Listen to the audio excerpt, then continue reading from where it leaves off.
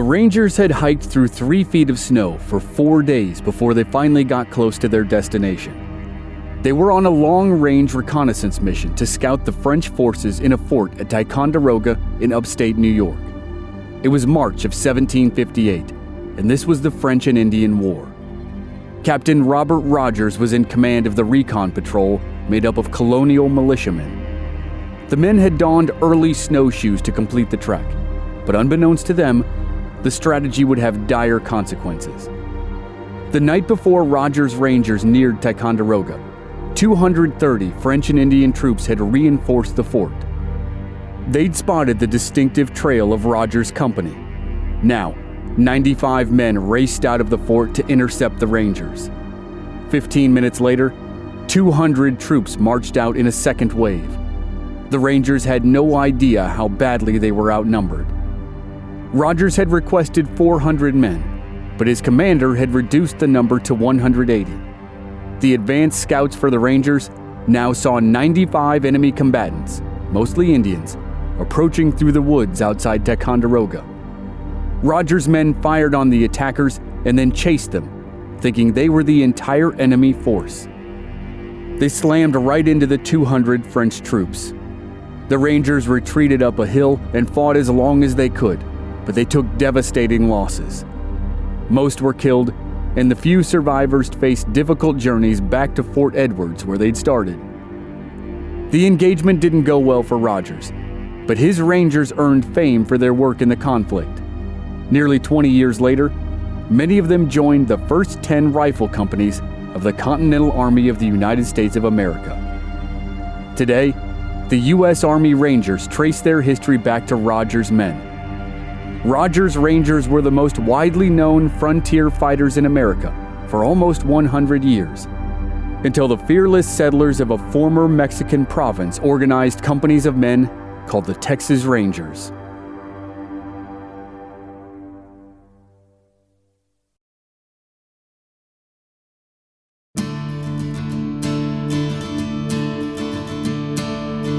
Welcome to the Legends of the Old West podcast. I'm your host, Chris Wimmer, and this is part 1 of a 2-part series on the Texas Rangers. Today we'll tell stories of the formation of the Rangers and some of their early battles.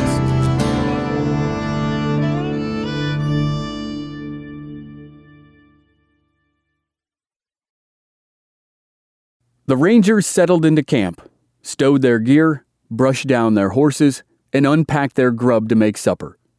The men milled around the campsite called Hornsby Station on the Colorado River, 10 miles below present-day Austin.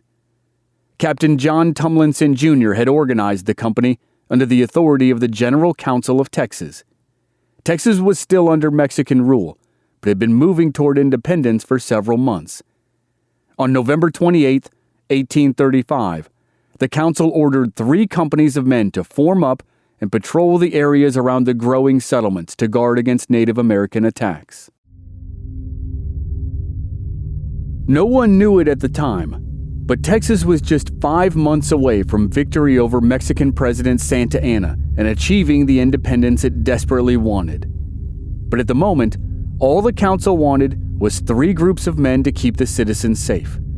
These men were not yet called Texas Rangers, but the only thing they lacked was the title. The council appointed Robert Williamson to the rank of major and gave him overall command of the volunteers. Below him, there were 3 captains, John Tumlinson Jr., Isaac Burton, and William Arrington. Each captain raised a troop of fighters and proceeded to a designated area of patrol.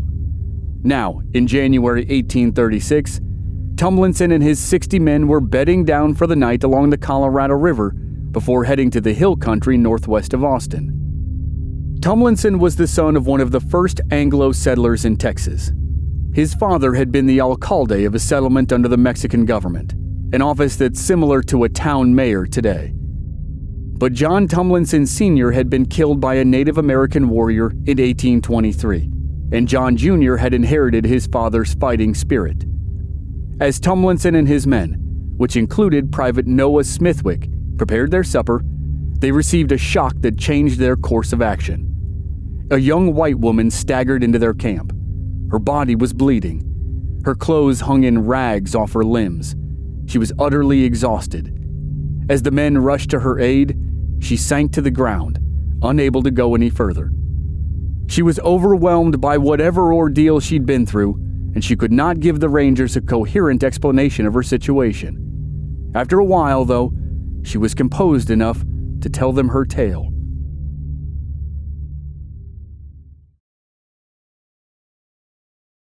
The woman's name was Sarah Hibbins. She, her husband, her brother, and her 2 small children had been traveling to the site of their new homestead on the Guadalupe River, commonly pronounced the Guadalupe in Texas.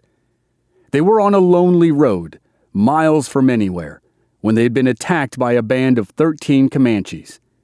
Her husband and brother had been killed. Their wagon had been plundered. She and her 2 children had been taken prisoner. Her oldest child, her son, was just 3 years old. Her youngest was probably less than a year old. Sarah and her son were strapped to mules to be carried away to the Comanche camp. She held her young child in her arms, but it screamed and cried incessantly. Nothing she did could quiet the child, so a Comanche snatched it away from her and killed it. When the deed was done, the Comanches rode away with their prisoners in tow. They crossed the Colorado River near the spot where Austin now stands. They settled in a cedar brake for the night. A bitterly cold north wind swept down on the group. The Comanches wrapped themselves in buffalo robes to guard against the chill, and soon they were asleep. They didn't bother to tie up the captives. They were confident Sarah Hibbins and her boy would not escape. They thought she was so overcome with grief after the loss of the baby that she would never leave her only remaining child. That night, Sarah faced an agonizing decision. After one more day's ride, they would be so far beyond the settlements that there would be no hope of rescue. She forced herself to make a terrible choice. She waited until the Comanches were sound asleep, then tucked a buffalo robe around her sleeping son and stole off into the night. She was sure that the river they just crossed was the Colorado. She knew there were settlements farther south. She had no idea how far, but they were her only chance of survival and help for her son. She found the riverbank and crept along it, moving as quickly as she could in the darkness. The icy waters froze her feet, but they also covered her tracks. At one point she stopped, standing dead silent and still. She thought she heard her son call out. She waited, terrified she would hear a Comanche yell of alarm as they realized she was gone. But the moment passed. She continued along the banks of the river, through timber and brush that tore her clothes and slashed her body. She kept moving through the night. She kept moving as the sun rose and morning transitioned to afternoon. Then she saw her first sign of civilization. She came upon cows grazing near the river bottom. She thought they were milk cows, and if so, it meant a white settlement must be nearby. She hid near the cows, waiting for them to finish eating. When they did, they began to wander back home. She followed them and eventually straggled into the Rangers' camp. She'd traveled 10 miles on foot through a cold January night and day and finally found help. She described the Comanches who had attacked her. She described the mule her son was riding, and she noted the direction the group had been traveling. The Rangers forgot about supper. They hurriedly packed their gear and leapt into their saddles and set out after the Comanches.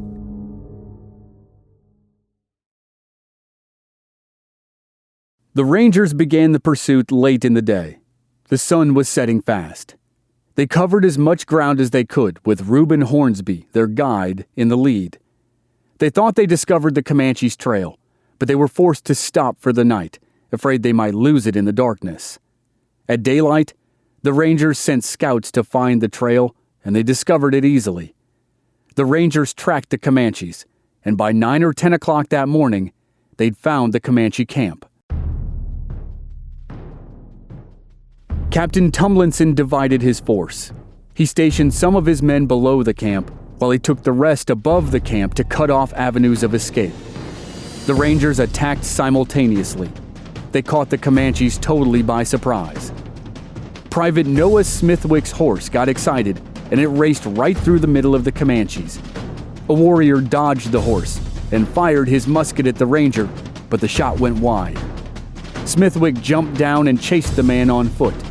He fired, and the warrior fell. Smithwick left him for dead and continued on, but the warrior was still alive. He reloaded his musket and took a shot at Captain Tumlinson. The shot punched a hole in Tumlinson's coat and killed his horse, but the captain survived. Another ranger, Conrad Rohr, finally dispatched the Comanche. The rest of the warriors hurried into the thick brush where the rangers couldn't follow with their horses. The rangers captured the Comanche ponies and the goods they'd stolen from the Hibbins family. But in the chaos, the mule the Hibbins boy was riding sprinted away from the camp. The mule took off with the boy clinging to it. He was small and still wrapped in a buffalo robe.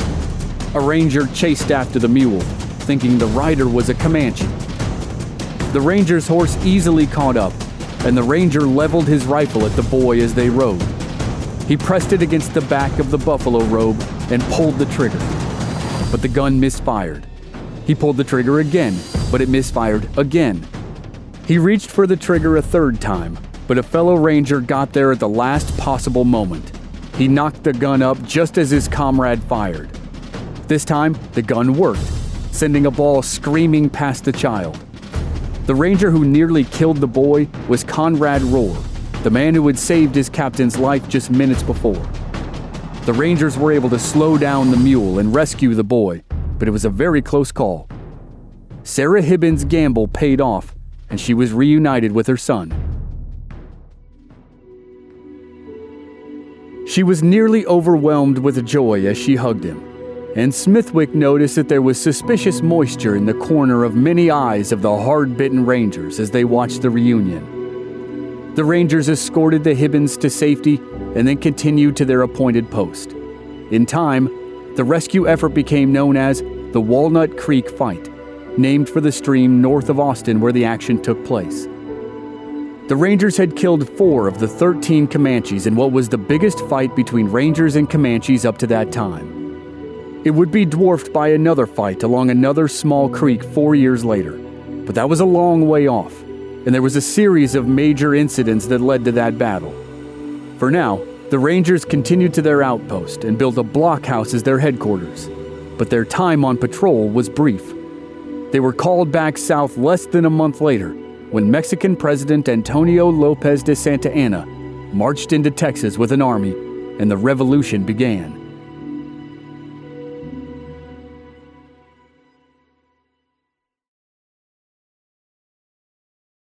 Lieutenant Albert Martin rode hard for Gonzales.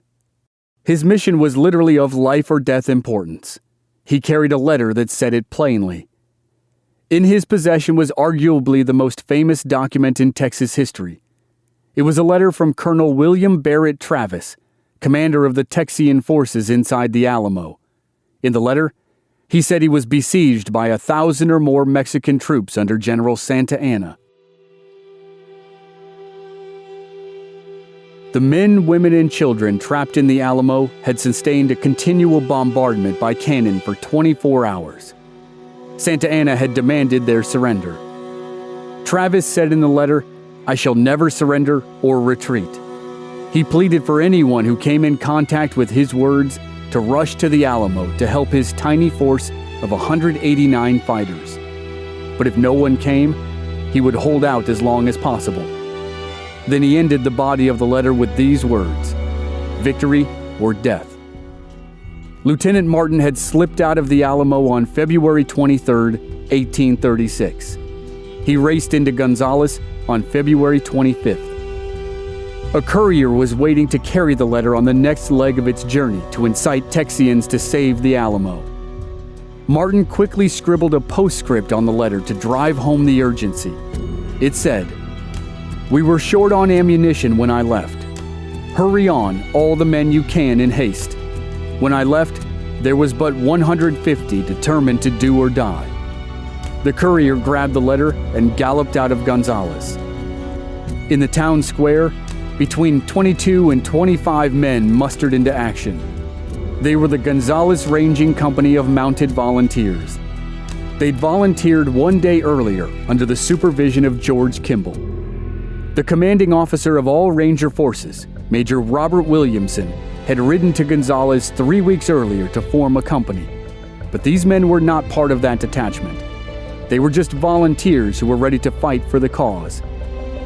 Upon hearing the dire news brought by Martin, they immediately set out for San Antonio, 70 miles to the west. They picked up a few more men on the way, so that by the time they reached the Alamo on March 1st, they had 32 volunteers in their party.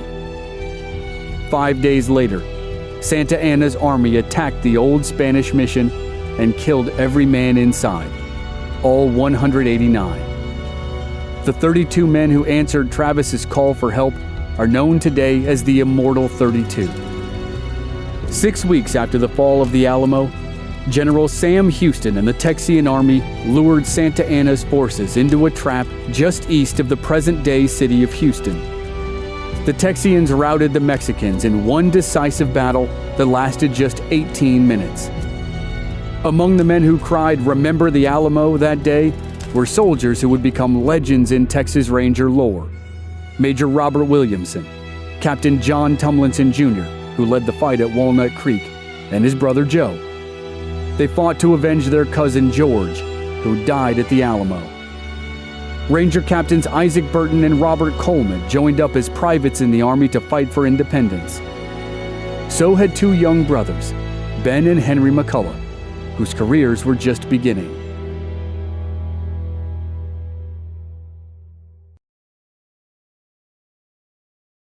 The Texans decisively defeated the Mexican army and captured its general, who was also the president of the country. But they were under no illusions. They assumed the Mexicans would be back, and they were right. Mexico never recognized Texas' independence, and it staged 2 more invasions of its former province. But those stories are for the next episode. Texas Secretary of War Thomas Rusk wanted to keep a close eye on the Mexican army as it retreated after San Jacinto. He ordered Ranger Captain Isaac Burton to patrol an area along the Gulf Coast between Matagorda Bay and Mission Bay to guard against any trickery by the Army.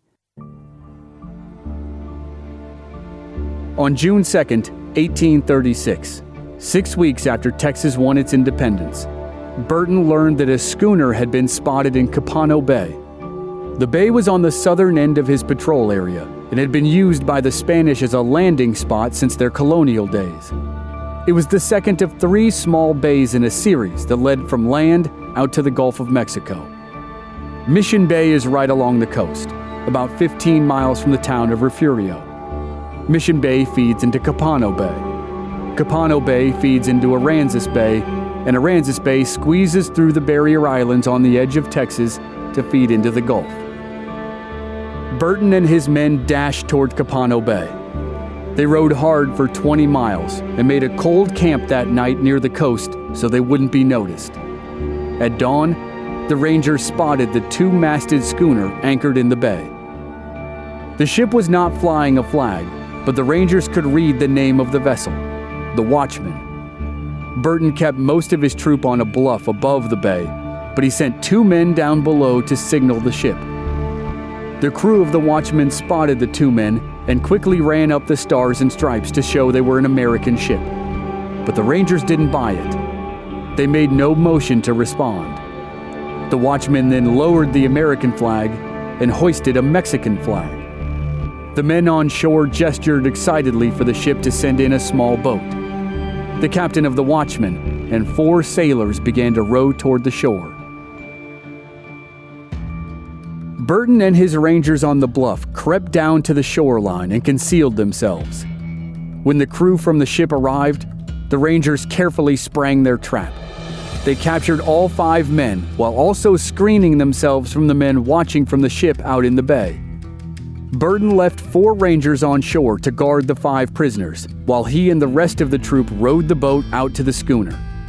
They caught the crew completely off guard and captured the ship without a shot fired. Secretary of War Thomas Rusk then sent orders to Burton to sail the ship north along the coast to the port city of Velasco. But storms rolled in from the Gulf, and the trip was delayed by almost 2 weeks. Then, on June 15th, 1836, as Burton finally prepared his captured ship to leave, 2 more ships arrived in Capano Bay. Burton's sneakiness had worked once, so he decided to try it again. He ordered one of the prisoners on the Watchman to send up the Mexican flag and signal the other ships. He invited their captains on board the Watchman for a glass of grog. Burton's deception worked. The 2 schooners, the Comanche and the Fanny Butler, pulled in close to the Watchman. Several Rangers rowed out to the 2 ships and quickly captured them without firing a shot. So, on June 17th, Burton and his Rangers sailed out of Capano Bay toward Velasco. But now they had a flotilla of 3 ships instead of 1. They ended up traveling past Velasco and, 2 days later, landed in Galveston. They were escorted into the harbor by some very happy Texans and then set to work confiscating every usable item in the ships. The total haul was enormous for the fledgling government of Texas. $25,000 worth of pickled pork, beef jerky, rice, beans, gunpowder, ammunition, bayonets, and muskets. The accomplishment wasn't bad for a bunch of Rangers who were more at home in the saddle than on the water. A month later, the maritime adventure of the Rangers made news outside of Texas. Edward J. Wilson, a Kentuckian who went to Texas to help fight for independence, sent a letter back home to his local paper, the Kentucky Gazette. He said, "On yesterday, news came of the capture of 3 Mexican vessels by a troop of horses. These you will call horse marines, I suppose." The label became legend, and today we know Burton and his maritime Rangers as the Horse Marines.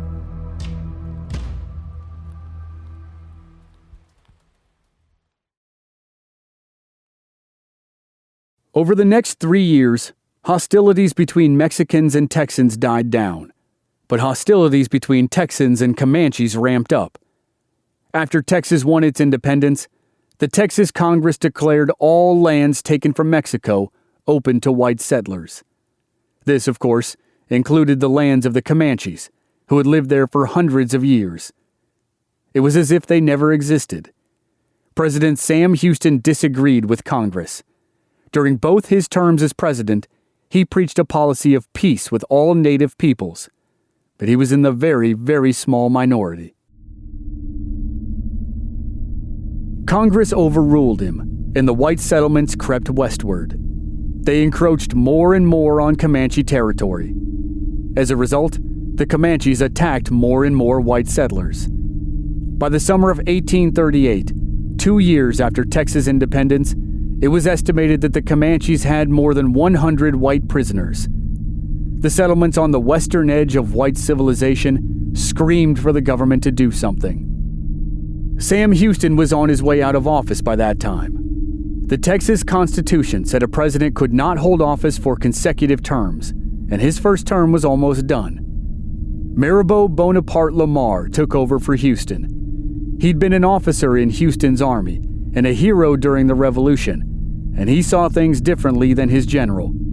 In fact, he was the exact opposite of Houston. When Lamar entered office, his first goal was to utterly destroy the Comanches. He wanted to take the fight to them. Under his leadership, the Texas Congress borrowed huge sums of money to recruit volunteers to fight the Comanches.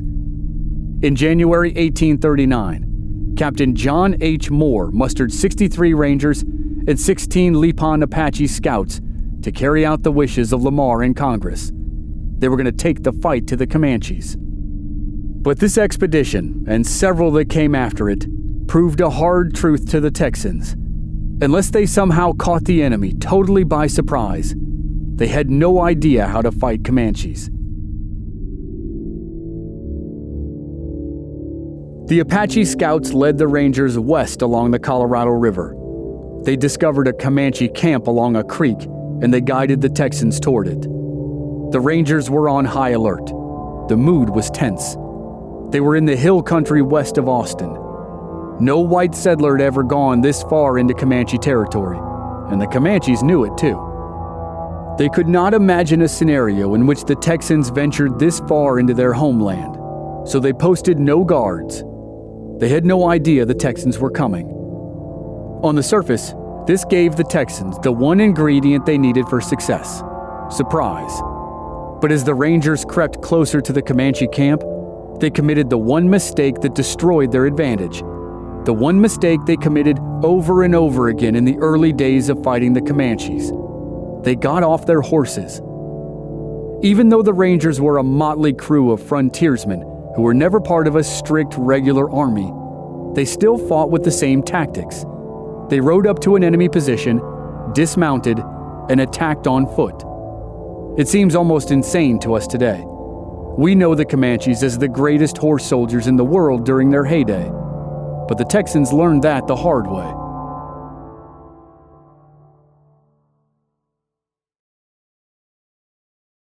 In the pre-dawn hours of February 15th, 1839, the Rangers dismounted outside the Comanche camp.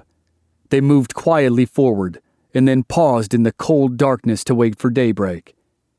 In the first light of day, the Rangers charged into the camp, and one man raced ahead of the rest. Andrew Lockhart ran toward the camp, screaming for his daughter Matilda, who'd been captured the previous fall. He didn't know if she was there, but he shouted anyway in desperation. The Rangers' surprise attack worked. The Comanches were caught completely off guard. The Rangers fired their muskets.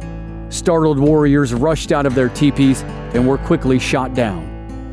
Then the battle turned against the Rangers. Based on the logic of the time, the Rangers expected the Comanches to form up in a line and fight them face to face in the old military fashion. The Texans made no attempt to stampede the Comanches' horses, and that mistake came back to haunt them.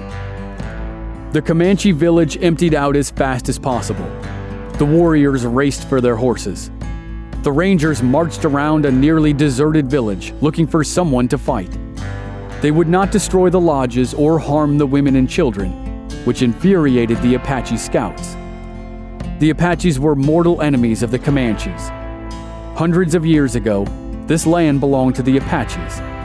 Then the Comanches moved south after they were forced out of their ancestral lands, and they, in turn, forced most of the Apaches out of Texas. The Apaches moved west to Arizona and New Mexico, where they fought their own wars with white settlers 50 years later. But these Apache scouts had not moved west, and according to their code of war, anyone was fair game. When Captain Moore refused to burn the teepees or kill anyone remaining in the village after the initial attack, the Apache chief Castro was irate. It was then the Texans fully realized their two major mistakes. They'd gotten off their horses, and they'd allowed the Comanches to get on theirs. Moore yelled for his men to retreat to the safety of the timber outside the camp. The Comanches charged repeatedly, but the Rangers were able to hold them off with their long rifles. The Comanches were good strategists, and they saw no reason to attack an enemy that had that kind of advantage. So they circled around behind the Rangers and galloped 2 miles to the spot where the Rangers had left their horses, unguarded. The Comanches stampeded the horses and left the Rangers to make the long, slow, humiliating trek home on foot. Castro, the Apache chief, had had enough. He and his scouts abandoned the incompetent Rangers. As the Texans trudged back down the Colorado River, Andrew Lockhart was still heartbroken. He had not found his daughter, but his guess had been correct.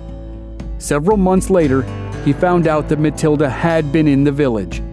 She'd been in one of the teepees. She'd been screaming for him, but he couldn't hear her over the thunder of the battle.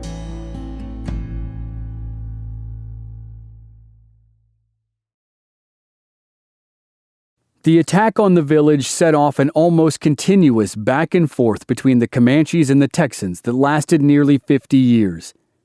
In retaliation for the attack, the Comanches swooped down on settlers along the Colorado.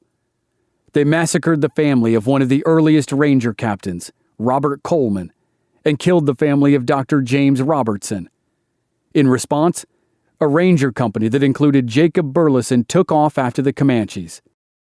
Jacob was one of 6 brothers of Brigadier General Edward Burleson, who was one of the most important figures in early Texas.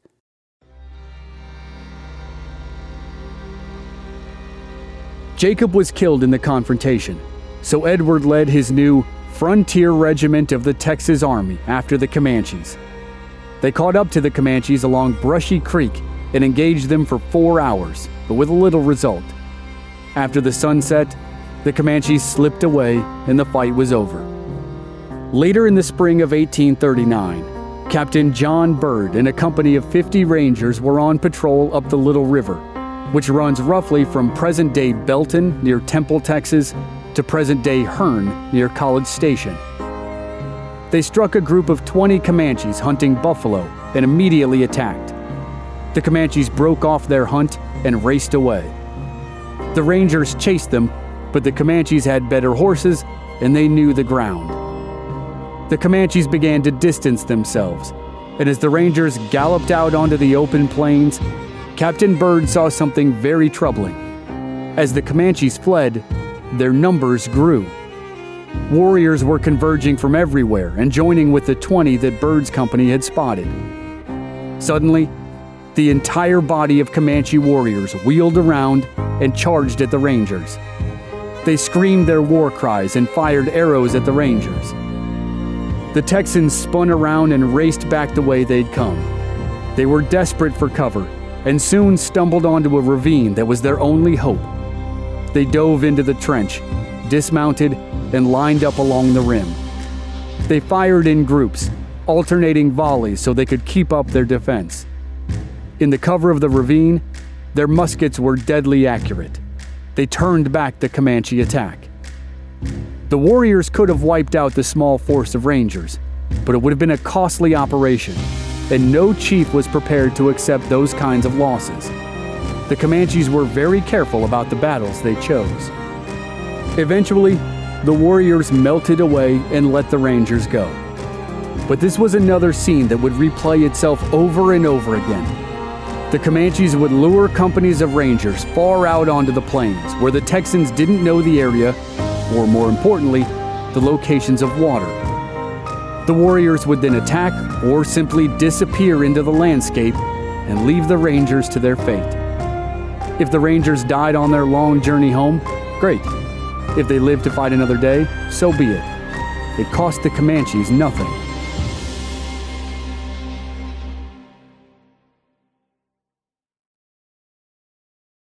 Stephen F. Austin led the first group of American colonists to Texas in 1821 to fulfill the agreement with the Mexican government that was begun by his father, Moses Austin, before he passed away.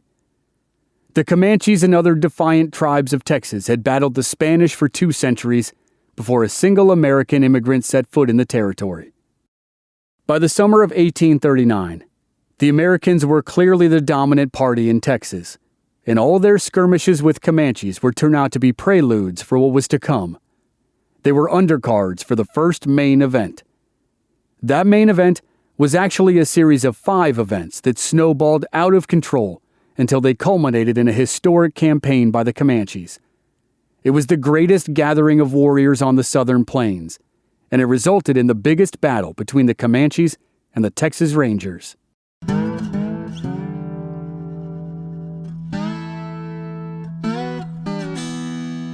That campaign brought a Comanche war chief into the spotlight who would be popularized in a novel by Larry McMurtry almost 160 years later. It also gave rise to the first truly legendary captain of the Texas Rangers, the man who set the standard for all those who came after. Those events also showed that fighting with Mexico had not yet ended, and there was another war on the horizon. All that's coming up on the next episode.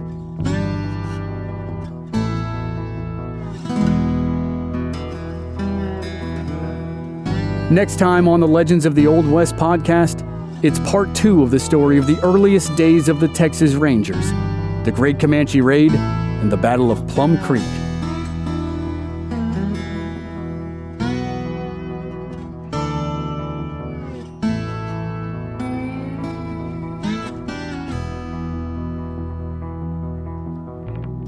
The closing song for Season 1 was composed and performed by the Mighty Orc, a great musician from Houston, Texas. Additional original music by Rob Valier. Audio editing and sound design by Dave Harrison. I'm your writer, host, and producer, Chris Wimmer. If you enjoyed the show, please leave us a rating and a review on Apple Podcasts or wherever you're listening. Check out our website, blackbarrelmedia.com, and find us on social media. We're at Old West Podcast on Facebook, Twitter, and Instagram. Thanks for listening.